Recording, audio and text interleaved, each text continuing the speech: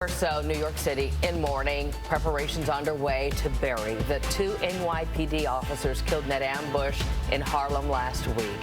Thanks so much for joining us. I'm Lori Stokes. And I'm Steve Lacey. The final farewells begin tomorrow with the public viewing for 22-year-old Jason Rivera at St. Patrick's Cathedral. His partner, Wilbert Mora, passed away yesterday. And this morning, there was a procession to escort his body to a funeral home in Inwood. His services are planned for next week. Meanwhile, tonight, mourners once again gathered at the Harlem precinct where the two officers worked to honor their sacrifice.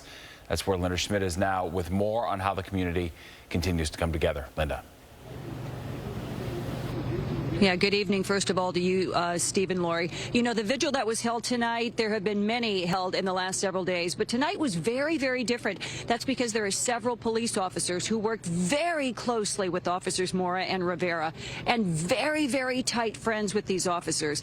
And you can just see the heartache and the heartbreak, and they are just filled with pain.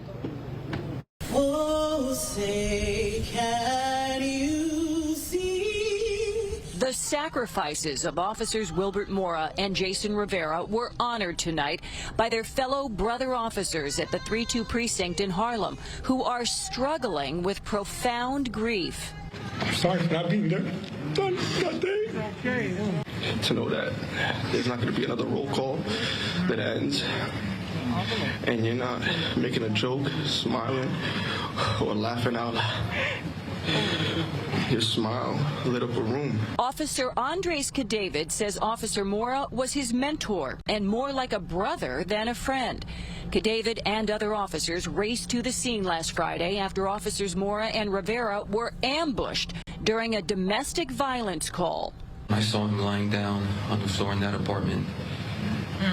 I couldn't believe my eyes. My brother was down there.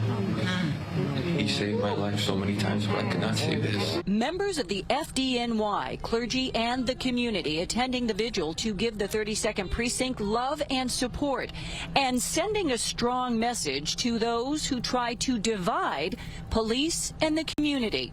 They show up every single day for us, and it's our turn to show up for them. That's right. That's right. We're not believing the narrative that the community and the police are on different teams. We are one community. About a dozen of Officer Mora's childhood friends lit candles and prayed, finding it difficult to hold back tears.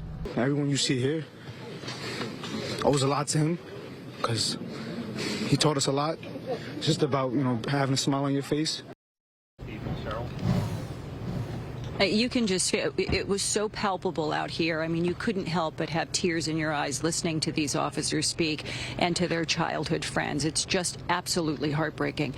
Now, as for the service arrangements, Officer Rivera's wake is tomorrow at St. Patrick's Cathedral. His funeral will be on Friday, and then also next week at St. Patrick's Cathedral. Officer Mora's wake will be on Tuesday. His funeral will be on Wednesday. Back inside to you.